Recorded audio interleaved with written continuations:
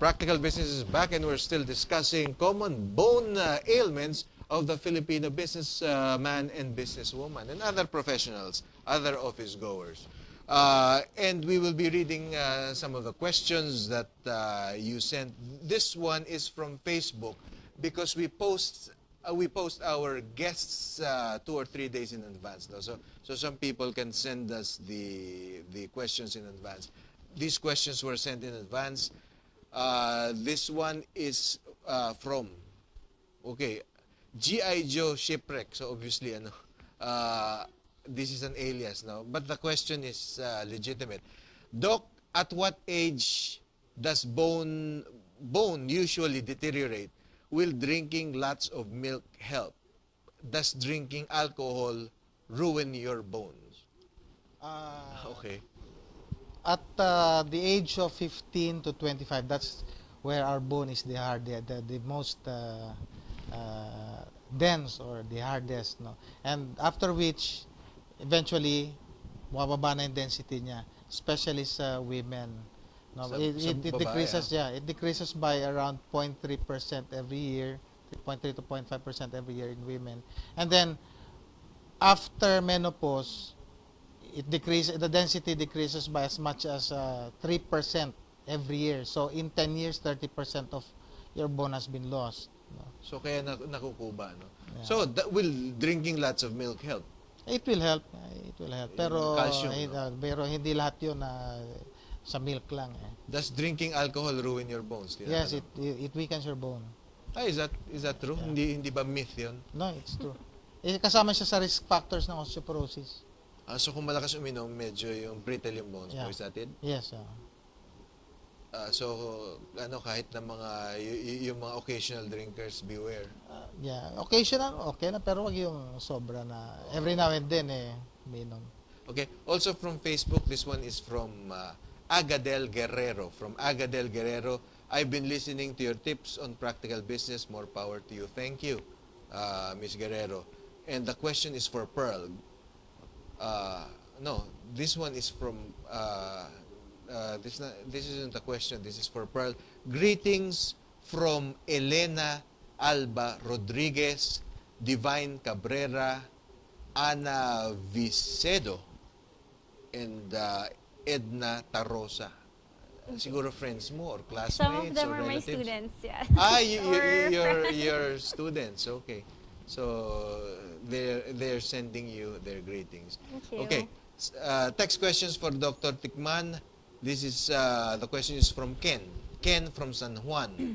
Will going to gym often damage your bones? No, it depends on the type of exercises you do in the gym. And kailangan talaga meron kang supervision from a gym instructor. Okay. This one is from Sander from Makati. Doc, possible ba to repair wear and tear in joints? Thanks. Wear and tear, no, actually hindi naman mare-repair na wear and tear sa joints. Kaya sometimes patients undergo total joint replacement pag talagang sira na. So, effective yun talaga? Balik ka to your youthful self pag ni-replace yung joints mo? No, na siya, limited na activity mo kasi magkakaroon din ng wear and tear yung implants. Yung bakal yun, di ba? Bakal, okay. Text question for Pearl. This is from Vida from Quezon City. Miss Pearl, better ba yoga compared to martial arts to relieve stress? I would say so, no? I would think so, no? Pero I'll let you answer that.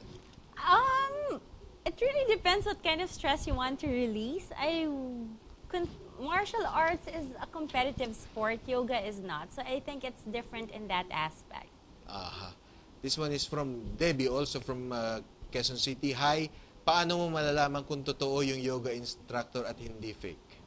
Meron bang fake na yoga instructors? Well, you can ask for their certification if you want to make sure that they're certified to teach. Okay. Yeah, we have a question for for Dr. Kong, no, for Abby. This is from Bong with no address. How reliable is your computerized foot testing? Ito ba reliable to, Abby? Yes.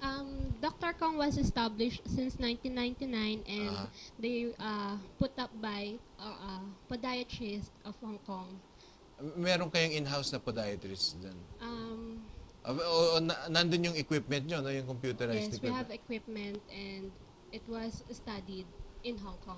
So, totoo ba, hindi kayo magbebenta ng sapatos sa tao pag hindi nyo muna in-assess, hindi nyo muna sinuri yung paano Yes, because there are foot types that contraindicated with arch support also. So, hindi lang yung forma o yung look ng footwear, no? Kailangan yung akma rin dun sa kanyang... Yes, the width, the arch. Sa buto, sa arch. Okay. Yes. Again, okay, another question from our Suki. From Taytay, Mr. Armel Santos. Thank you, Armel, for always tuning in. Good AM. Scoliosis is very common nowadays. Is there a cure, or is it life-threatening? Doc, I think that question is Yeah. for you. Scoliosis is worrisome siya if the patient is less than 18 years old, no? Kasi it tends to progress pagka younger than 18. Pero pag beyond that, wala na masyadong problem doon except kung talaga medyo severe ang curvature ng scoliosis. Totoo ba yung scoliosis, sakit ng mayayaman ng mga babae? No, actually may marami akong patients na medyo mahirap din sa buhay. Mas common lang siguro yung mahilig magpatingin yung Nagpapa-check up okay. kasi sila. This one is from Miss Pearl. Hindi sinabi kung sino siya. How much yoga class rates? Where is your studio located? For Miss Pearl. Doesn't say who from. We're located in Royal Place near Evergotesco in Commonwealth. It depends on the package that you want. We have unlimited monthly, which is 4,000, or walk-in rate is 400. Your contact details if you care to give dun sa office nyo. Yeah, you can text 0917-555-2972, or you can call 546-3482. Okay. Again, for Dr. Tikman, this is from Mrs. Alonso of Pasay City. From Mrs. Alonso of Pasay City. Doc, good AM. I'm 56. According to my ortho, my MRI showed some bone degeneration that causes pain on my lower left. Please explain this. Left what? Leg? Or Hindi what? nga sinabi, lower left. Siguro, Maybe sa baka kung ang sinasabi niya is lower extremity niya, maybe yung problem niya kasi MRI niya, most likely it's spine, no? Pina-MRI niya, maybe there is lumbar spondylosis, naiipit na yung kanya mga nerve roots. So may pain. No. So anong marirekomenda mo kay Mrs. Alonso of Pasay City? Yeah, pwede siyang magpa-therapy muna, physical therapy and rehabilitation. No? Kung hindi pa siya nagpa-PT. Okay.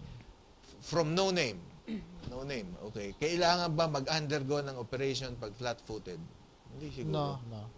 Pwede na ba ito, Doc? Itong mga ganito, kagaya nitong produkto nila, Abby, sa Pwede, doktor? Pwede na yan. Pwede. Nakakatulong ba talaga itong mga... Kasi di-distribute niya yung So, ang idea niyan is really to correct the weight distribution. Yes, oo. So, ang sumisira, hindi yung, kunyari, malaki yung, mataas yung arch mo o flat-footed ka, kung hindi, yung bigat mo, lalo na Yeah.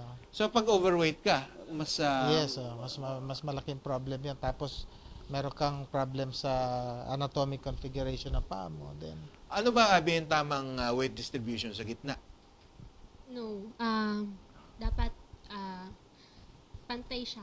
From heel, arch to forefoot area. Possible ba yan, Doc? meron, kaya kung titingnan mo yung parang footprint, ganon siya talaga. Yun yung distribution ng stress dapat. Di ibig paa. sabihin, yung sapatos mo dapat even din yung pag kung ano man yung sapatos na suot mo. Okay. Okay, we're just about out of time. Ang dami natin text questions. We can, I think we've read most, if not all of them. Your parting shots, Abby? Ano ang